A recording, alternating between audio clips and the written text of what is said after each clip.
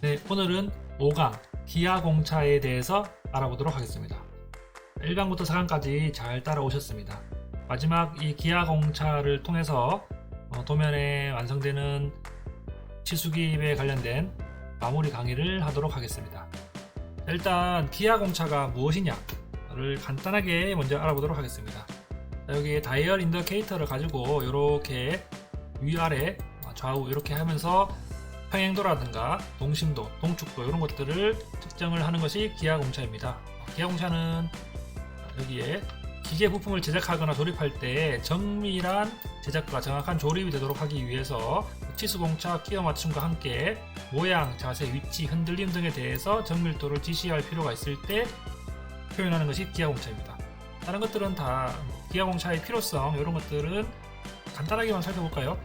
치수를 쟀을 때 이 구멍과 축이 조립이 됩니다. 조립이 되는데 이렇게 우리가 일반적인 생각으로 이렇게 정상적인 조립이 되어야 되는데 이렇게 축이 삐딱하게 이렇게 삐딱하게 조립이 됩니다. 이러면 구멍에 간섭이 발생하기 때문에 조립이 되지 않습니다.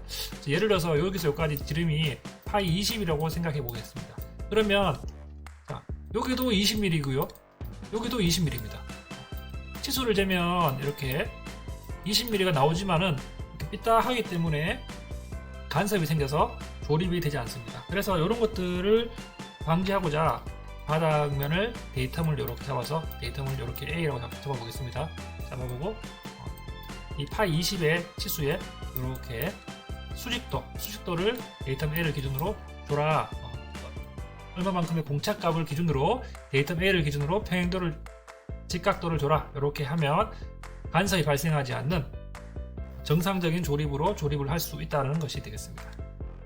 그리고 기아 공차값은 일반적으로 IT 5등급 표를 적용해서 찾습니다. 하지만 이것이 실제 현장에서 다양한 상황이 있기 때문에 IT 5등급이 아니라 4등급을 쓸 수도 있고요, 7등급을 쓸 수도 있습니다. 그렇기 때문에 기아 공차 값은 그렇게 중요한 값이 아니다, 시험의 채점 포인트는 아니다 라는 것들을 유념을 하시길 바라겠습니다.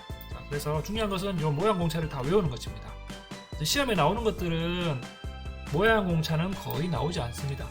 가끔 진원도나 원통도 이런 것들이 나오긴 하는데 진직도, 평면도, 선, 면의 윤곽도 공차 이런 것들은 나오지 않고요. 시험에 주로 나오는 것은 여기 평행도와 직각도 공차 이 두 가지는 반드시 알아둬야 됩니다. 이런 식으로 표현이 되고요. 자세 공차입니다. 그리고 동축도 또는 동심도, 그리고 흔들림 공차, 요런 지금 총 5개를 제가 봤죠. 5개 정도는 암기를 하고 적용을 할 수가 있어야 됩니다. 그러면 이런 것들이 도면에서 어떻게 표현이 되는지 살펴보도록 하겠습니다. 자, 동력 전달 장치입니다. 1번 부품, 각 부품에는 2개 내지 3개 정도의 기아 공차를 넣어주는 것이 좋습니다. 1번 보면은 바닥을 기준으로 데이터함 기준 A를 잡습니다. 자, 1번 부품에 A를 잡았으면 2번 부품은 B, 3번 부품은 C 이런 식으로 데이터함 기준을 잡아가면 되겠습니다. 이 바닥을 데이터함을 잡았을 때 여기 베어링이 들어가는 이 부분을 평행도 공차로 주었습니다. 데이터함 A를 기준으로 평행도를 줬고요. 도면에는 하나밖에 표현이 되지 않았지만 조금 더 준다라고 하면은 자, 요 면들 있죠? 요 면들에 대해서 A를 기준으로 여기 A를 기준으로 수직도, 직각도를 주는 것도 좋을 것 같습니다. 이런 식으로 데이터물 주는 것도 나쁘지 않습니다. 그래서 지금 이 도면 같은 경우에는 난이도를 줄이기 위해서 일정하게 파져 있습니다. 그렇지만 예를 들어서 단차가 이렇게 있다, 단차가 이렇게 있다라고 생각했을 때 이렇게 있다고 생각해 보겠습니다. 그렇게 되면은 자, 여기에 이 평행도를 준 구멍과 이쪽 왼쪽에 이 베어링이 들어가는 이 구멍은 동축도로 규제를 해주는 것이 좋습니다. 이럴 경우에는 데이텀 A가 아니라 여기에다가 데이텀 하나를 더 잡습니다. 데이텀 하나를 이렇게 B로 잡습니다. B로 잡아가지고 여기에 치수가 이렇게 나오지 않습니까? 이렇게 치수가 나옵니다. 치수가 여기도 파이 35, H7 이런 식으로 양쪽에 베어링이 들어가는 구멍을 입력을 해줬을 때 여기에 이렇게 B를 기준으로 동축도를 동그라미 2개로 이렇게 입력을 해주는 것이 좋습니다. 그래서 동력 전달 장치의 본체에서 가장 기본적인 형태가 이렇게 3개 정도의 데이텀이 들어가는 형태입니다. 그래서 사실 엄밀하게 얘기하면은 이 안에 들어가는 데이텀 값이 얼마가 되는지는 크게 중요하지 않습니다. 뭐 굳이 설명을 하려고 그러면 설명을 할 수 있지만 중요한 값이 아니기 때문에 여기에 파이가 들어가느냐, 본통을 지시려면 파이가 들어가고 본통이 들어가지 않는다면 그냥 일반 공짜값을 넣어주는데 이런 값들은 생략을 하도록 하겠습니다. IT 공짜값 3번 여기 보면은 단위는 마이크로미터고요. 치수가 이렇게 있으면은 IT 5급 요 기준으로 이렇게 30에서 50은 11이다 이렇게 할 수가 있는데 0.011이 되겠죠. 마이크로미터는 10의 마이너스 3승이니까요. 그렇기 때문에 이런 값들은 뭐 치수가 작으면 0.008, 0.009가 되고요. 치수가 점점 커지면 0.011, 0.013, 0.015 이런 식으로 점점 커진다라고 이해만 하시면 될 것 같습니다. 기어 마찬가지. 자, 기어도 보면은 요게 축이 들어가는 요 축의 중심의 데이텀을 잡아야 되는데 축의 중심선에 데이텀을 잡는 것은 축만 그렇게 하고 나머지 뭐 벨트 풀리라든가 기어라든가 이런 것들은 축의 치수 요 치수가 나오지 않습니까? 요 치수가 이렇게 뭐 파이 10이다 이렇게 14다 이렇게 하면 요 밑에다가 데이텀 기준을 이렇게 B 이렇게 잡아주는 것이 바람직합니다. 어떤 내용이냐면 이런 식으로 여기에 축의 아랫부분 이렇게 축이 이렇게 나오지 않습니까? 이 부분에 치수 기입을 요 밑에다가 데이터 기준을 넣는다라고 생각을 해주시면 됩니다. C를 잡아서 자 여기에는 기어의 바깥 찌름에다가 흔들림 공차를 줬습니다. 원형체는 흔들림 공차를 쓰는데 일반적으로 피치 원지름에다가 흔들림 공차를 줘도 상관이 없습니다. 그래서 원형체는 흔들림 공차를 준다. 그리고 바깥 찌름 혹은 피치 원지름에다가 흔들림 공차를 주고 또 하나 뭐 굳이 주려고 하면 요 전체 폭이 있지 않습니까? 폭이 예를 들어서 10이다 라고 했을 때 이런 식으로 직각도를 이렇게 데이텀 C를 기준으로 줄 수도 있다 라고 생각을 해주시면 되겠습니다. 그러면 축도 마찬가지입니다. 축은 아까 전에 얘기한 대로 축의 중심에다가 이렇게 데이텀 기준을 잡았습니다. 하나를 잡아도 좋고요, 두 개를 잡아도 좋습니다. 뭐 하나를 생략을 해도 좋다는 얘기입니다. 그리고 흔들림 공차를 쓰는데 회전체이기 때문에 흔들림 공차는 여기에 조리가 관계되는 부분, 그래서 축 위에 여기 기어가 이렇게 올라가죠. 이 부분과 그 다음에 오른쪽에도 축 위에 벨트 풀리가 올라가죠. 이런 육각 너트가 들어가는 부분은 거칠기라든가 기아 공차를 넣어주면 안 됩니다. 나사와 관계되는 부분은 거칠기, 기아 공차 넣지 않습니다.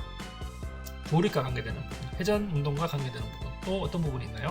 여기에 베어링이 들어가는 부분, 이런 부분이 있죠. 그래서 이렇게 베어링과 관계되는 부분, 그 다음에 벨트 풀리, 기어와 관계되는 부분, 자, 이런 부분에 흔들림 공차를 넣었습니다.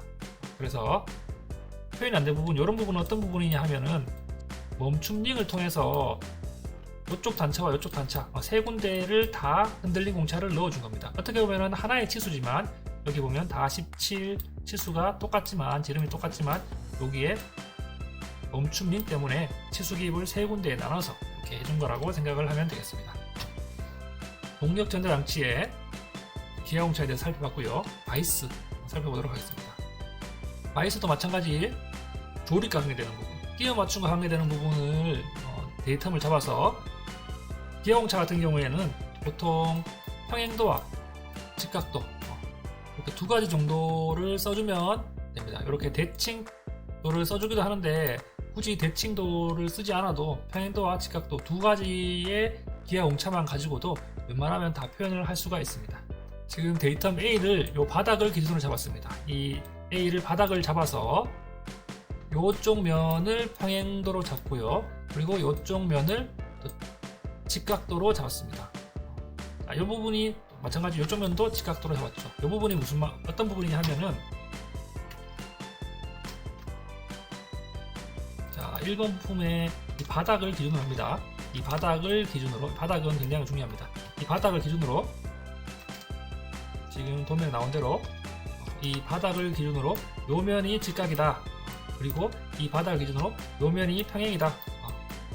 직각이다, 평행이다. 이런 식으로 기하 공차를 넣어준 겁니다. 지금 보시면 자, 요 바닥을 데이텀 A를 기준으로 나왔죠? 데이텀 A를 기준으로 지금 요 면을 직각도로 넣었죠. A를 기준으로. 그래서 이 대칭 표시가 있기 때문에 반대편도 이렇게 직각이 동일하게 들어가는 겁니다. 그 다음에 요 바닥을 파란색을 기준으로 요쪽이 평행하다 이렇게 넣은 겁니다. 그 다음에 요쪽 면 지금 위쪽에 이동도와 고정도가 고정이 되는, 그리고 2번 가이드 블록도 다 물론 고정이 되겠죠. 이런 부분에 직각도 A를 기준으로 넣었다. 이 부분들은 끼워 맞춘 공차와 표면 거칠기도 기입을 한 부분입니다. 그렇기 때문에 표면 거칠기, 기하 공차, 끼워 맞춘 공차 요 세 가지는 세트로 같이 묶어서 표현을 해준다라고 생각을 해주면 되겠습니다. 왜냐하면 다른 부분보다 접촉이 되고 끼워 맞춤이 되고 운동이 일어나는 부분이기 때문에 정밀하게 표현을 해준다라고 생각을 하면 되겠습니다. 자, 그리고 여기에 데이터함을 더 잡았습니다. 지금 이쪽 면을 잡아서요. 이쪽 면을 B를 데이터함 기준을 잡아서 대칭도로 표현을 했습니다. 그래서 지금 이 부분과 동일한 부분이기 때문에 B를 기준으로 대칭이고 평행하다 이런 식으로 표현을 해준 겁니다. 그래서 이런 식으로 표현을 해줄 수도 있다. 도면을 조금 더 풍성하게 해주고, 물론 기하 공차를 많이 기입을 하는 것이 좋을 수도 있고 나쁠 수도 있습니다. 하지만 꼭 필요한 부분에 꼭 필요한 거칠기라든가 기하 공차를 기입을 함으로써 적정한 재료비 산정에 도움이 되고, 너무 고품질만의 제품을 생산할 필요는 없습니다. 저희가 작동에 꼭 필요한 부분만큼만 맞춰서 생산을 하면 되기 때문에 이런 식으로 제가 봤을 땐 조금 기하 공차가 많이 기입이 되지 않았나 생각이 들기도 하는데요.